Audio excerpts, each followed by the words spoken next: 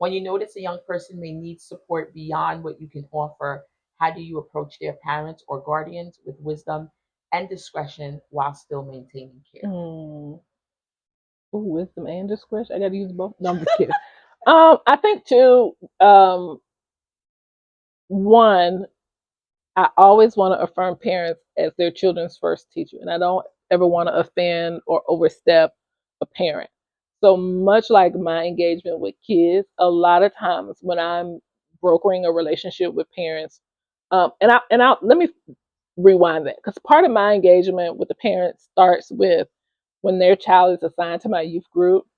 I do a welcome. This is my number. This is who I am. The next drop off, let's be intentional about meeting. And some parents take you up on it and some of them don't. And then I'm very intentional about during our weekly engagement, sending something. This is kind of what we studied or talked about at youth tonight. So I don't ever want parents for their first time for us to have a real conversation. It's like a hard conversation. Right, yeah, so I'm very mindful of that, of like building rapport. But I also always ask for permission. I always say, this is something I would love to speak. Are you okay with that? I never just take for granted that it's okay for me to just come and dump all of this stuff. That's like, is it a good time for you? Let's set aside some time to talk. But also being very clear with the kids. Like, I'm very upfront with parents as well. I'll say there will be a lot of things that we'll talk about. Most of the time I share the curriculum in advance, so they'll know like the topics that we're going to talk about. But if something comes up with the girls, I'll say, a lot of times the girls will have questions.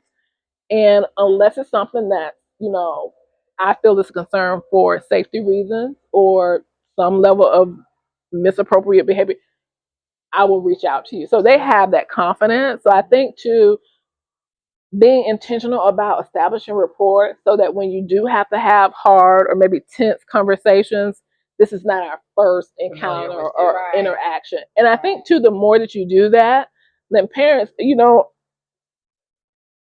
as a mom, I'm super protective of my kids. They're like the two most precious things to me in my world. And so I'm often concerned. I want to know what's happening. I don't want to be a hoarder. Going back to our first question was part of, I think, my resistance with joining the youth ministry was that my kids were there and I wanted them to have a safe space and I didn't want to infringe. So when they started inviting me in, I was like, okay, I was trying to give y'all space and I wanted a break. But as a parent, I recognize like most of us intrinsically, no matter what we're struggling with in our own life in any season in particular, we earnestly want the best for our kids. Yeah. And so I think when you can meet with parents at that space of like, I don't think I know more. I don't think I'm more in a better position. I'm not judging you.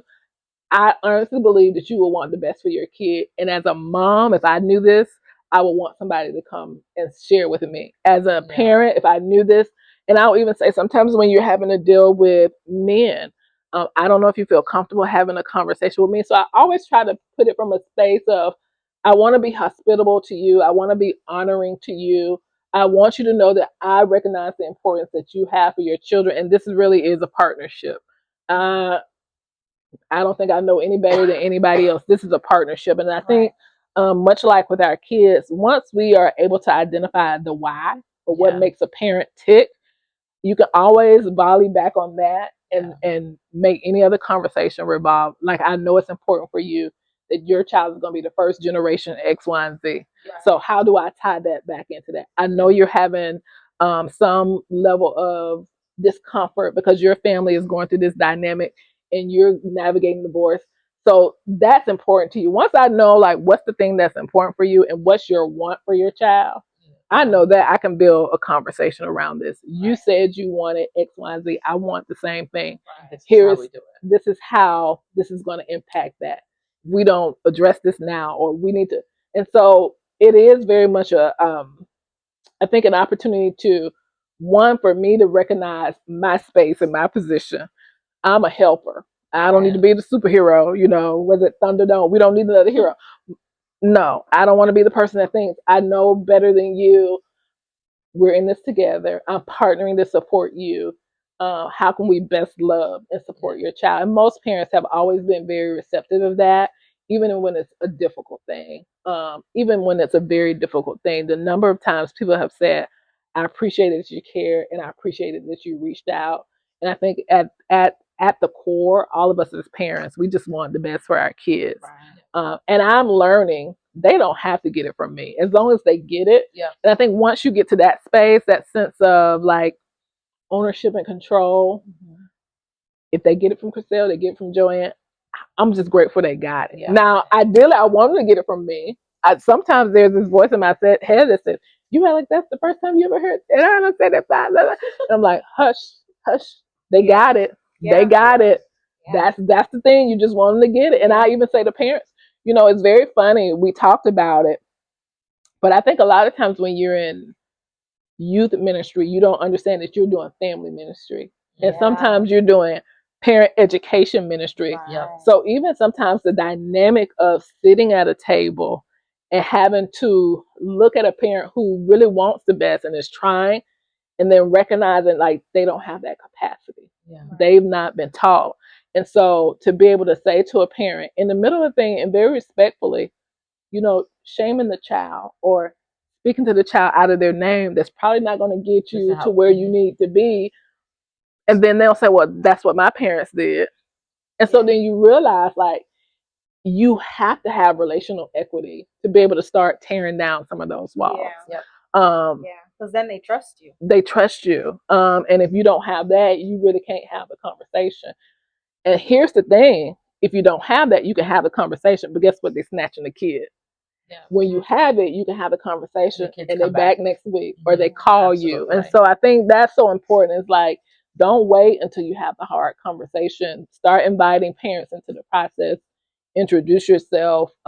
Even if you feel like, to me, sometimes I'm like, I don't know if I should send this, but I'm just going to do it because even if you don't have time to ask, most people are like, I wonder what they talked about. Or this is our curriculum and this is what, if you have any questions, reach out. And the number of times that a parent has reached out when I said, if you have any question or if there's anything else you would want, the parents you don't think will reach out are the parents that will reach out. So they almost invite you into it. But I think the biggest part is building.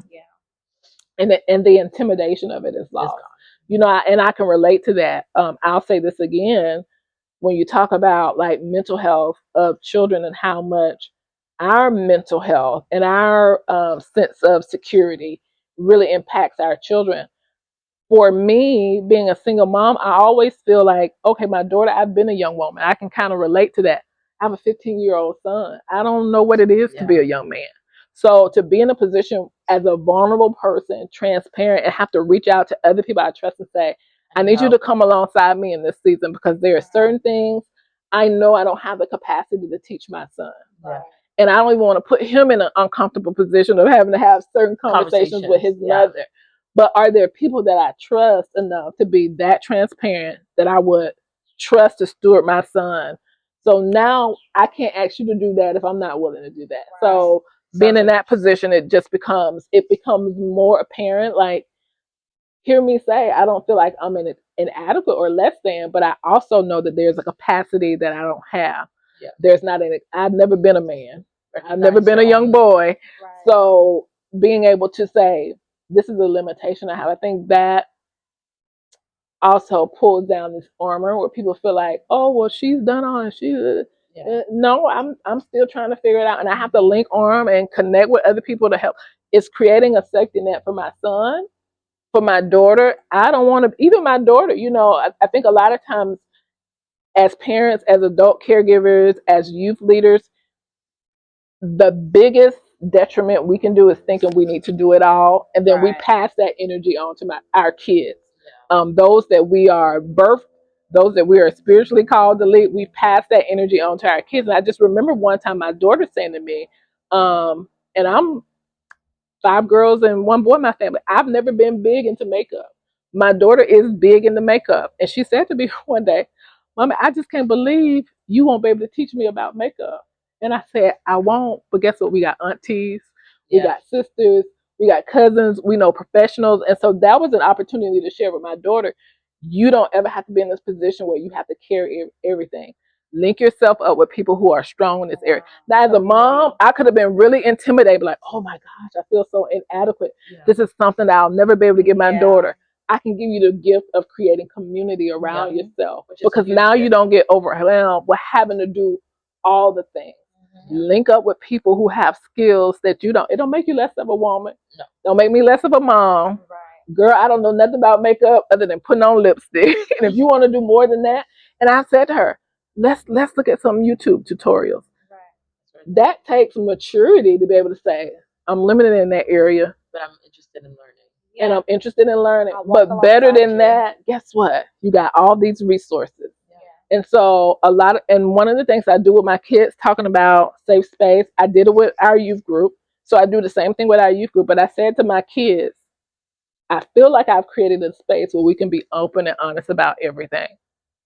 At the same time, I recognize I'm your mother. You may not always feel comfortable coming to me. Let's pick 3 people that we all agree with. My son has 3 people. My daughter has 3 people. My youth group, I asked them to pick 2 people. If your parents are not one, who is somebody else? And we came in an agreement with these 3 people. So when my kids come and say, Mommy, I need to call Miss Cresselle because I don't sit on top of the phone, because we made an agreement that that's a trustworthy ally.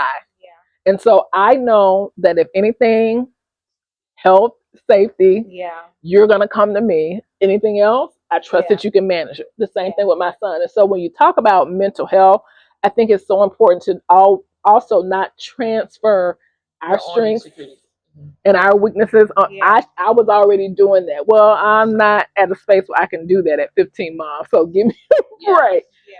But who are those people that we agree that you can go have a private conversation with them? And that's your safe space, and I don't need to impose. And I think that's so important to empower our kids in that way.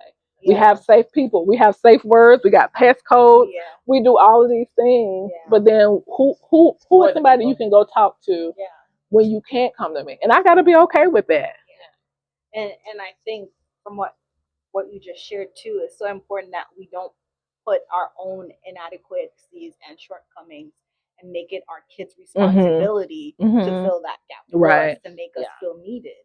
It's okay as long as we know, okay, Auntie so and so or Uncle so and so is somebody that I know my kids can talk to.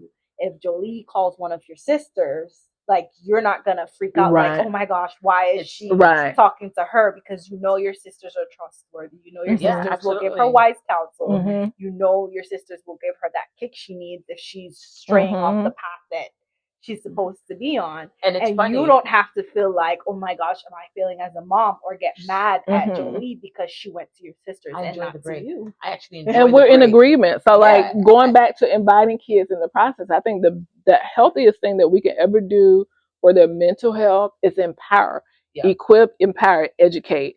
And so, I'm empowering you to come. I'm not telling you you have to talk to X, Y, and Z. I'm saying that you bring me some people that you want to be your safe people, and then let us agree to that together. And then we go and ask that person, is this a thing you want to be responsible? Because some people are like, oh, no, I don't really want to do that. So then let's go. But they're involved in the process. And I think for young people, especially, it's so important. Like, so much of their experience is dictative and authoritarian. As much as we can give them autonomy, as much as we can give them ownership, let them take a part in the process. I think it's so important when we think about, even going back to Proverbs 22:6, train up a child. Like, as parents, we have to know when it's our season to teach, when it's our season to train, and then when it's our season to trust. And if we don't empower our kids in that way, we can be putting I can be trusting you for responsibilities I haven't even trained, mental health issue. And then I'm trying to teach you, I'm teaching you something I already teach. I'm not giving you the wings to be trained up in that mental health issue. And so, because we don't understand our place, and going back to what you said, we want to feel needed. But if I'm coming to my parental relationship the same way I should be coming to my dating relationship, the same way I should be coming to my workplace relationships, already full, then I don't have an unfair expectation that I'm putting on you to make me feel worthy or valuable. And so now I don't understand why you struggle, because you want me to be all these things and I just want to be a kid. Okay, Mom, I'm contributing to your mental health and well-being. or I'm diminishing it in some capacity. And I don't want to be a diminisher for my kids. And so I think that's so important. How do you support youth who may not have spiritual support at home or whose parents or guardians are not believers? How do you support them? I think just being honest and being open and available. And I think a lot of times too, I'll go back to this. It's okay to reach out to the parent and say, so and so is asking me about the Bible. They want to say, and I have had parents who say, I'm glad they want to do that. That's not where I am. So have at it. Right. So I think as long as you're walking in agreement, but also, and on the flip side of that, we have kids that come to you who don't believe. They're just coming because they're told or a friend invited them. Right. And so both of those dynamics can be very sensitive. I'm the only person in my house that's kind of trying to explore and develop faith. And then I just don't even believe it. I just love to come and hang out with my friends. And so I think in all of it, to me, I feel like going back to what my mother used, create a space where you can engage in dialogue as long as you're respectful. Right. And so if you have a question, for me, I grew in my understanding of the word because I was looking for loopholes because I was like, I want to outsmart the system. Yeah. And so I started studying in the word without a good motive, but God got the glory out of it. Yeah. So for me, a lot of times when people see kids or even adults, sometimes it's being challenging because they're questioning, I look at, oh, they're open. They're curious. Mm-hmm.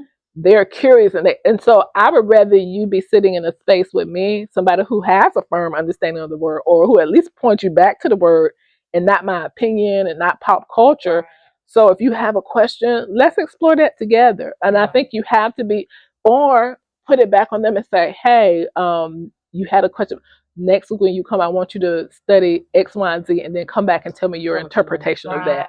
And so it gets them in the rhythm of, because here's the thing.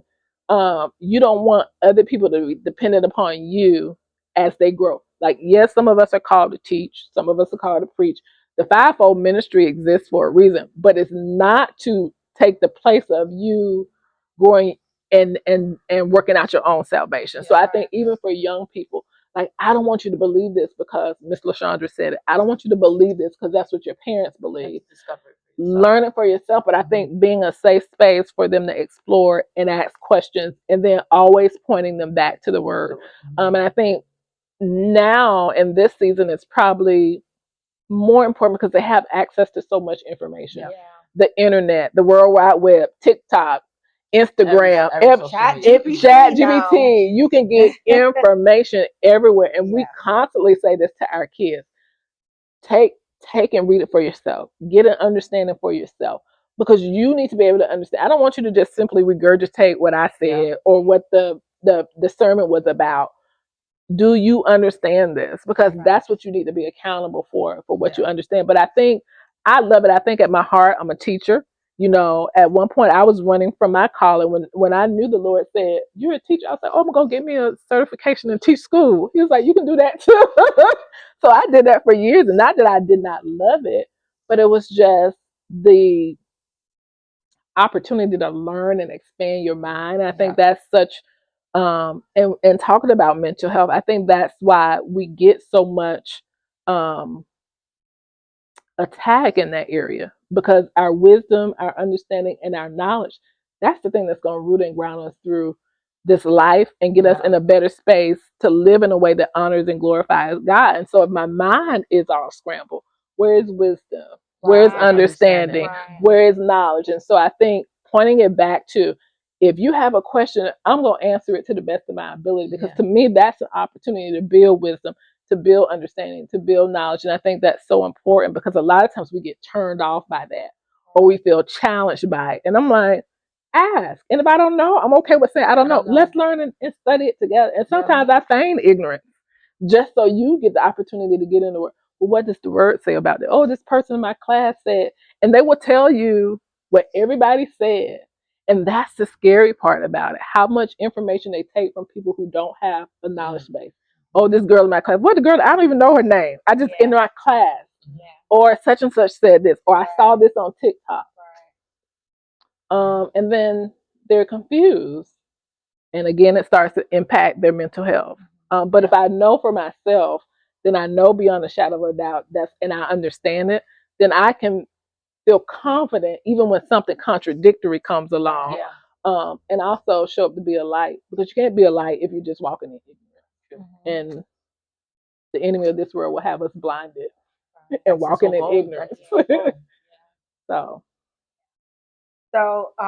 these students that come to youth group that either they don't have that spiritual foundation at home, or they themselves are coming in not really interested per se in the word, they're just coming to hang out or because they're told to.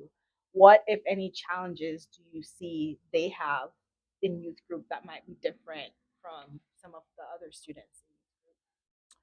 I think some of the biggest challenges, and it may not sound like a challenge. I think a lot of times the biggest challenge is really getting over that sense of not feeling like they belong or they're the only one.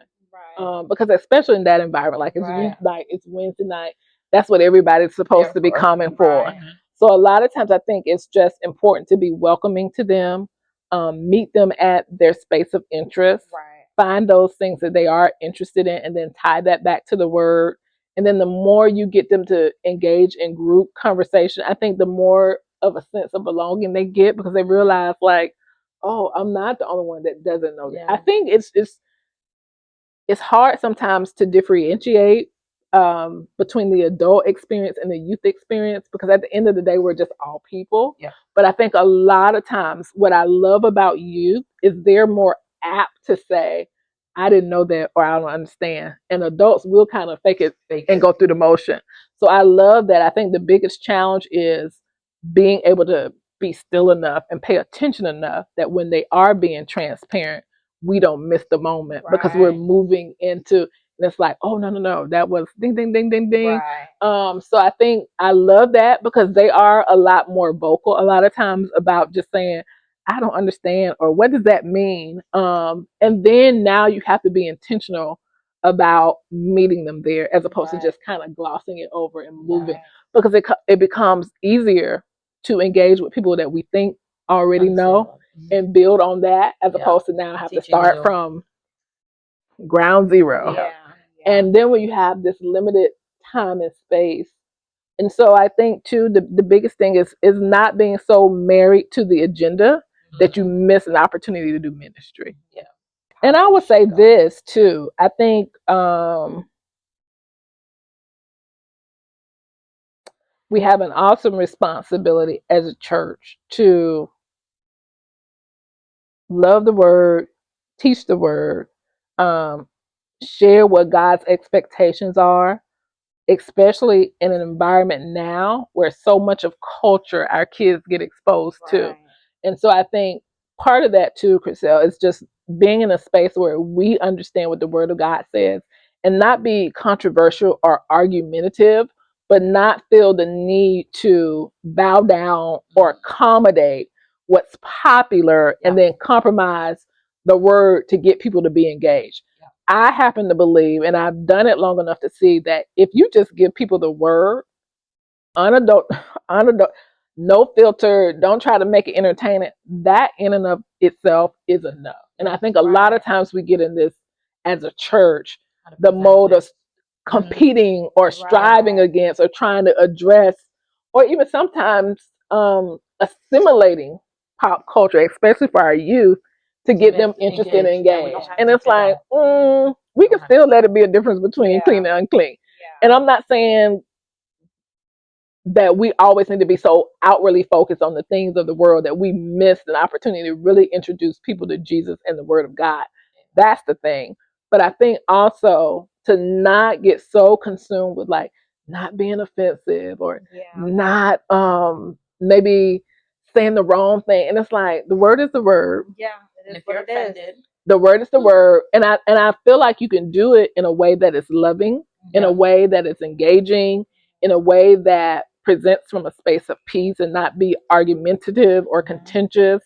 And I think that's okay. And I think we don't have to get so consumed with, we have to compete against this because this has kids' interests. No, we just need to present the word in a way that they can understand it and be able to digest it and practically apply it. they'll be That's it. interested. Yeah, and not water it down. And so again, going back to, we have to be intentional about what is their level of understanding. And I would say this, a lot of times we do have curriculum, and much like my women's group, I use it as a guide. I don't use it as like we need to do Yeah. because oftentimes, sometimes I'm reading it and I'm thinking my girls already know this because I know what we've built upon in Yeah. previous weeks. That's almost too watered down. That's no, I'm holding them to a higher standard. And it's not in a standard that's like at 52, what I know I'm expecting you. But I know that if I read this, I'm like, no, they already got that. Yeah. So really building upon what it is that they have, making sure that they understand it and present it in a way that is practical and not feeling this unnecessary pressure to compete for their attention or make it like this because then, or put it to a beat or. So I just think a lot of times we exercise too much energy. And the word is good all by itself. Now I might have to find a translation that's relatable because I'm not gonna come to my youth group and read the New King James version. Like this thou is no. Yeah. But you can make it relatable and relevant without making it worldly. And that might sound too holy, but it is what it is. Yeah, I agree. And then our kids won't be as confused or don't feel as I think too, when you talk about mental health, when you're a believer and your desire is to live for Christ, it cannot be compartmentalized. Like you don't get to show up one way in the locker room with the football team or the band or the cheerleader. The fit-in mentality. You don't get to show up one way at school, and then when people who know you from church, they see a whole different person. And so I think part of that too is our kids have oftentimes watched us do that. And so we don't compartmentalize our identity. I am fully who I am, no matter where I am. And it should not be, you saw me at work, you're like, oh, she's unrecognizable. Or you saw me at my house. And I think a lot of times, unlike anybody else, our children see us behind closed doors. And I think a lot of times we create a lot of confusion for them because who they see us behind closed doors is not the same person that shows up in the world when we are the basketball mom or the baseball mom or the lady in the choir or the usher leader or the children's ministry leader or the person in the grocery store or the person in the car.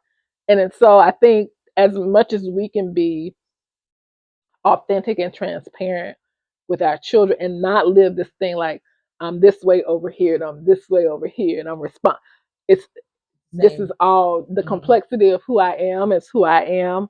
And if I start compartmentalizing, then the pressure on it, because we know how to code switch really well.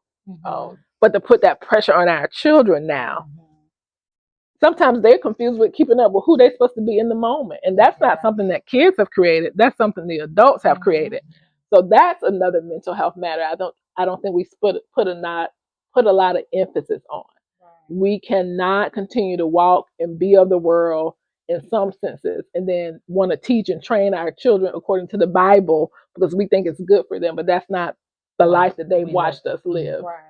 And so I think that's super important, like for our children to teach them, like show up who you are. And it doesn't mean that you're going to always be the same way. Most of us are very multi-dimensional, very intricate personalities. We're creative, we're intellectual, we're all the things. You don't stop being a woman or a sister or a friend because you're AJ's mom. You're all of those things. And so I think when we start trying to compartmentalize our identity to show up in a way that we think is presentable in this environment, it creates a lot of unnecessary stress and anxiety. And I think a lot of times we've passed that curse down to our children unknowingly. Show up this way when you go to grandma's house because I don't want them to think that I ain't raising you right. And then at home, I can have soda, but when I'm over here, no, but this is the health conscious friends. And I'm talking about soda and snacks, but for all of us, it's different things. How we show up and how we present ourselves. And then the pressure we put on our kids to fit into that because we've created this whole compartmentalization to be accepted. And then our kids are struggling. It's like, well, we're navigating because we've done it for 20, 30 years. I'm expecting the kids to be able to do it quickly too. And then why are we even doing it? I am who I am. And then once I figure that out, I show up more healthy, right, and so important. engaged. Yeah, I mean, I think a lot of us too, who our relationship with Christ starts to form in our later years too, yeah, or we really dig in and start to, yeah, especially if you are learning your identity in Christ, Right. there is that shift between the world version of you and then now this new identity that you found. And if you Simon already and have Peter. kids, Right. yeah, and when Simon Peter. if you have kids while you're going through that process, they are going to see Right. both sides of you. Yeah. But you invite them into Correct, that and that's what I process was going and to you say. articulate it. And they have to see you. Right. They have to see you be intentional about it. They have to see you want it. Yeah. They have to see you desire it, and Right. then you have to make that not just I'm transforming. Right. Our family is transforming, and Yeah. that's important. Yeah. Right. And I think that intentionality is so important too, because a lot of time as parents, as moms, when we look at our kids, it's like watching ourselves in a mirror all over again. And so we have to not only be intentional and honest with them to a level that is appropriate, honest in terms of sharing like our personal struggles to a point that is appropriate and not two friends talking. But we also have to take accountability for ourselves so that, you know, we're healing, we're shifting as we need to, we're accountable to like, okay, I'm not perfect. Where do I need to lean? Where do I need to, you know, fix myself? Right. So that when we see those behaviors in ourselves, we're not projecting on the fact that we haven't learned the lesson yet, or this is an inadequacy for us. We're able to meet our kids where they are and what they need in that moment. Yeah. And it's less of the, oh, well, you know, why are you doing this? And more of the, I'm not happy with you right now, but thank you for telling me. Now let's walk through this. I hope you understand there will be a consequence, but I do appreciate you being honest about this. Right. And being able to explain. I think that's give language to feelings and emotions. Like give you permission to, I want, and I've had people say, you apologize to your kids? You're doing too much explaining. Yeah. I am going to explain because I want you to fully understand. And it's not because I'm human too. I want permission to be at peace in my home. Now my children are gonna call me out and I don't mind. But I know how to apologize. I know how to say, let me explain this to you. Now, I'm not trying to justify it, I'm not trying to excuse it. But I think when the word of God says, be ye transformed, it is a command that we have to follow. It does not say, be ye two-faced. It says, be ye transformed. And so as I'm growing, as I'm matriculating, but what greater freedom is that for our kids to know that they have that same opportunity? You get to grow.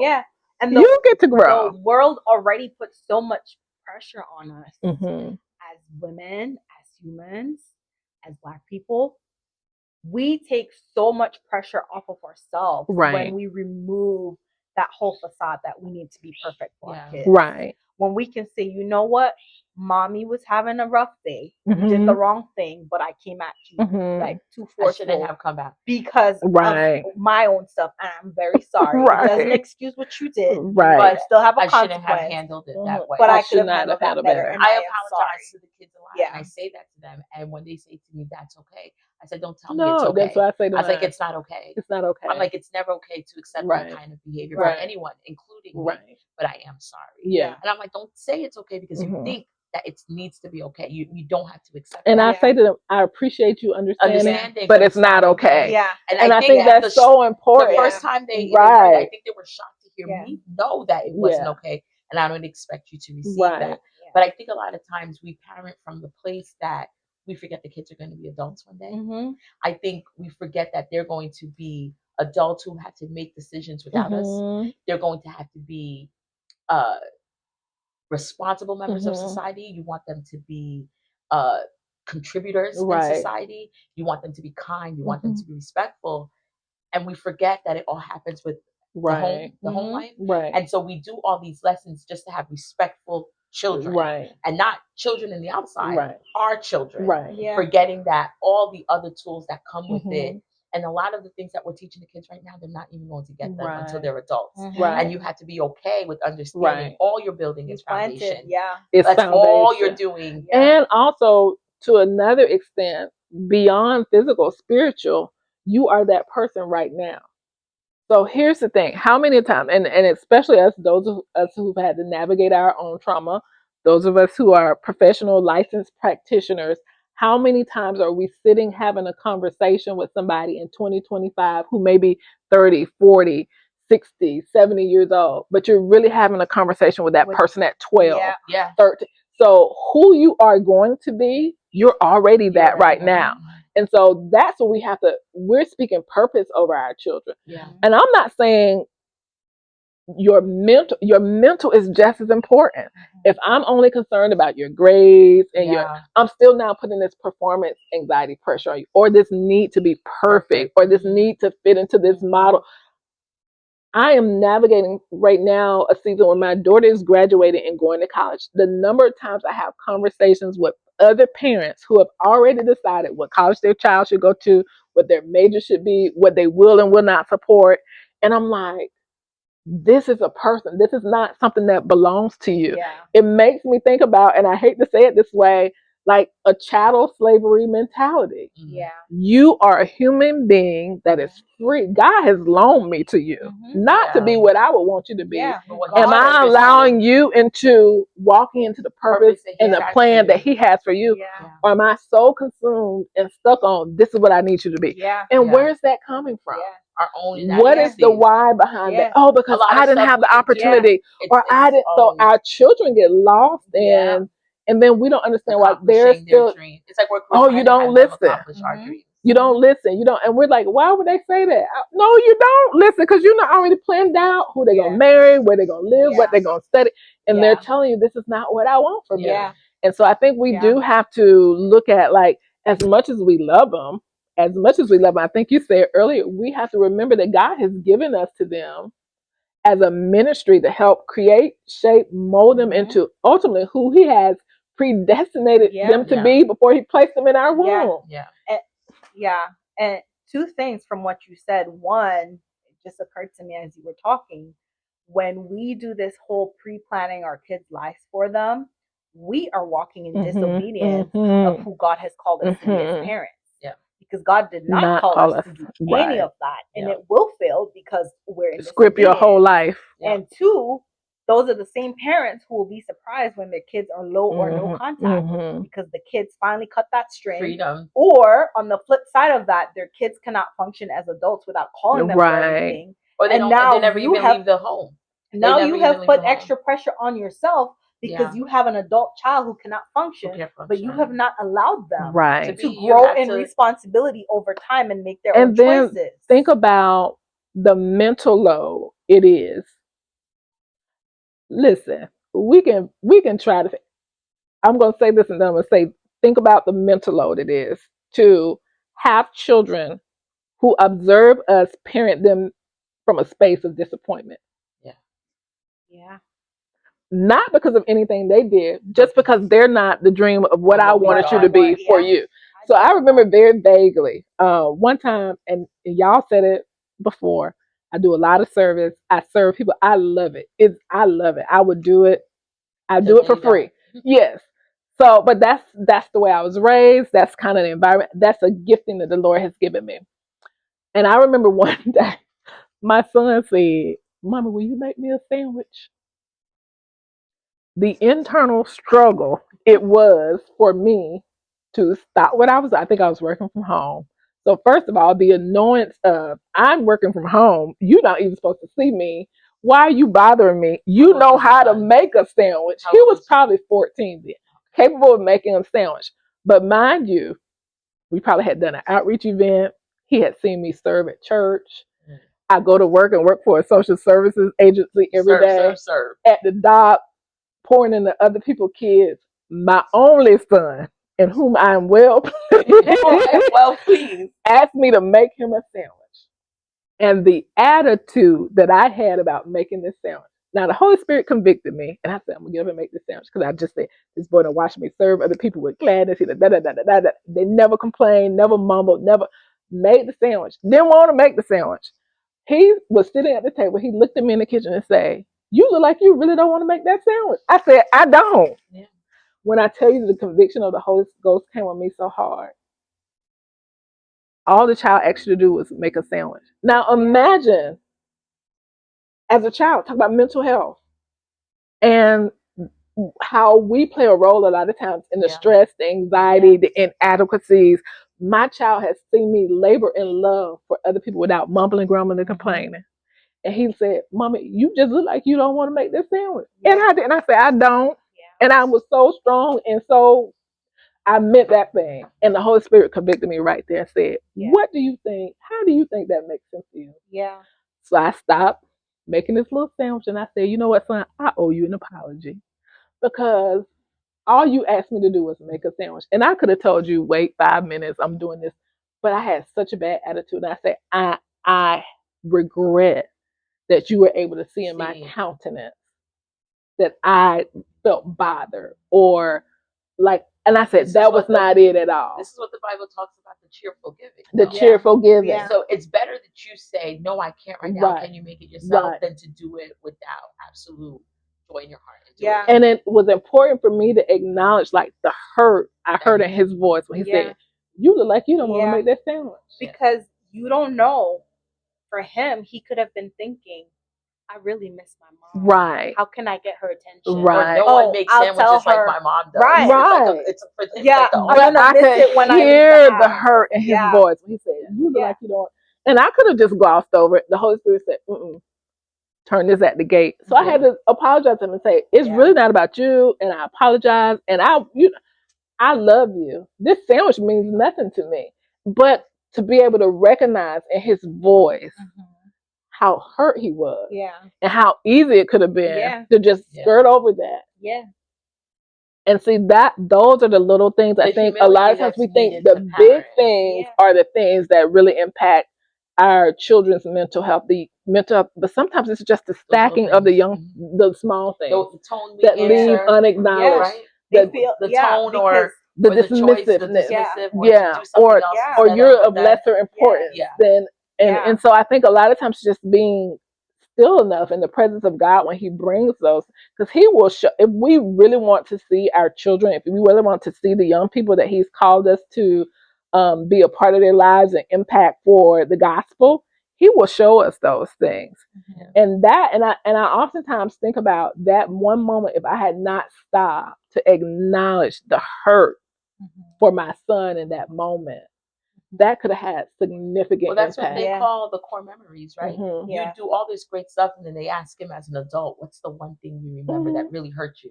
That day that my mom didn't even want to had a whole attitude. Can you imagine what that would be like? You, even in your older age, you hear that and you're like, you remember. But it would be the tone sometimes. At 14. Now mind you, he doesn't help me serve homeless ministry and make meals for people all day. And so, and that's why I say it's so important for us to recognize when we start thinking about the mental health and well-being of our children. We are talking to who they are in 20. We're already 10 years. We're already 10, 20, 30. I'm talking to you the way that you're going to talk to your kids. The way that you're going to interact with your wife. The way that you're going to show up in your work. The way you're going to serve ministry. How you're going to articulate, how your faith looks in a demonstrative way. And so I think it's so important for us to just be mindful of the little things, because even going back to that experience with the sandwich, the way how teenagers' minds and even as adults, our minds work, we go to the worst case. So for him, wanting your attention or whatever it is he needed beyond just you making that sandwich, because it was probably about more than a sandwich. I'm sure it was. Right? In his mind, had you not circled back around to, "Okay, I'm sorry, my approach was wrong, son." There could be something else where he really did need to come to you, and he's gonna be like, "You know what? I remember when I needed my mom, and I just want her to show me some love. I just want a sandwich from her." Right. And how she made me feel, I'm not gonna go to her. Right. And it would have been something that he really should be coming to. And it's so important. I think one of the things I always loved Dr. Maya Angelou, and I remember watching an interview with her one time. She only had one birth son, but she was saying that she was in the middle of doing something, and all this was going on, and her son walked in the room, and was so excited to see her and started running towards her like, hey, mommy, to give a hug. And she's like, in that moment, I was so dismissive because I was doing all of these other things. And she said, almost immediately, still small voice said, if everything you got going on in this room, this will be the most important thing you ever do. And she said, I called my son back. So I'm often reminded of that. But in that moment, it took me right back to that moment of like, you gonna miss this opportunity if you're not careful. And then just being mindful of like the small things. I think so many times we say to our children, they can come to us. And then when they do, we're not there. It's not convenient. It's not the right time. They become invisible. And I think that's so important for their mental health, like to know that they are valued, they are loved, they are wanted. But we don't just do that in the way that we talk about our kids. We have to make that an intentional purpose in every moment. And I've always talk about mental health. I've always given my children the opportunity to say, I need a mommy day. And so we have this rule, like they need a mommy day. They know like I'm stopping everything, time out, taking leave, doing whatever I need to do, giving them just undivided attention. And they know that. And I that was one of the things early on that I was grateful for, because I got divorced and my children were really young. My son doesn't even ever remember living with his dad when we were married. So that's how young my kids were. But I was working and I was always doing something. We're doing ministry and we're doing all the things. And so I said, you need to be able to give them permission to like pull a car and say, I need some mommy time. And I remember they've done that on a couple of occasions. And sometimes it's been very hard, but I was like, that's a promise I made to them. That's a commitment I made. And it's for their welfare. And I remember one time I almost kind of reneged, but I didn't. I was like, I can shift some things around and I'll do it. Talia had asked me, my daughter, to go on a field trip. And I was like, I'll bring my bag. And while we're on the bus, I'll work because she'll probably want to hang out with her friends. The girl gets on the bus and she sits right next to me. You don't want to go sit with your friends? She's like, she wants her mom. No. And she's like, I hope you're not going to do any work. And my bag was still under the seat. I just pushed it under the seat with my foot. But I was like, again, I believe that child was in the first grade. Why should she have to do that? And so a lot of times I think even when we don't get it, the capacity to just hear our children saying, I need you right now, it will go a long way with their mental health, because then now the person that they value the most is giving Also them value, value, giving them honor. I think it just becomes, we can take it for granted. Yeah, like sleeping in my bed. So Lori's like, if she needs to sleep in my bed, I'm like, God. And it's always when I say, God, okay, that's it. And she's like, Mom, I need to sleep with you tonight. I'm like, come in. Jump right in. Because I'm like, there'll be the time when she doesn't want to. Yeah, or she's gone. And then like I'm feeling that thought right now with Jolie. But it's like so important just to, even as little, you would be surprised at how much sometimes, like you said, sitting with them and having a meal. It's like the biggest deal. Or I do dates with the girls, I take them out, we go out to eat. It's just us, we sit and we talk, just so that they always know there's not anything that I'm doing in my life that's more important to them. Even though sometimes it takes a lot out of you to give them in that moment. So, and I think a beautiful thing. Just like with my youth, I think inviting them into the process. And so for mental health, I think if we're going to lead our children well and be mindful of their mental health, we also have to take care of ourselves. And so, like for us and my family, even with my girls in the group, like they know, like, hey, if you need undivided attention, you can pull that card anytime. Another thing for me and my kids, a lot of times I've worked all day, so when I get home, I don't want to be met at the garage door. So we came up with an agreement, and I said, what would be a reasonable amount of time? So we started this years ago. We still do it to this day. But the first 15 minutes when I come home from work, no, mommy. Give me enough time to put my bags down, go to the bathroom, drink a glass of water. And I don't want all night, Mm-hmm. but I've honored that. We still, to this day, the first 15 minutes, they give me a break. I do not open my laptop until after their bedtime. And so really just learning over time, like what works for your family. I think too, it becomes so hard sometimes to not get in a space where we're competing and comparing. And that works well for this family. And that's what they do with her kids. And I want to do that. You really have to make that concerted effort to find out what works for your family and come into an agreement as a unit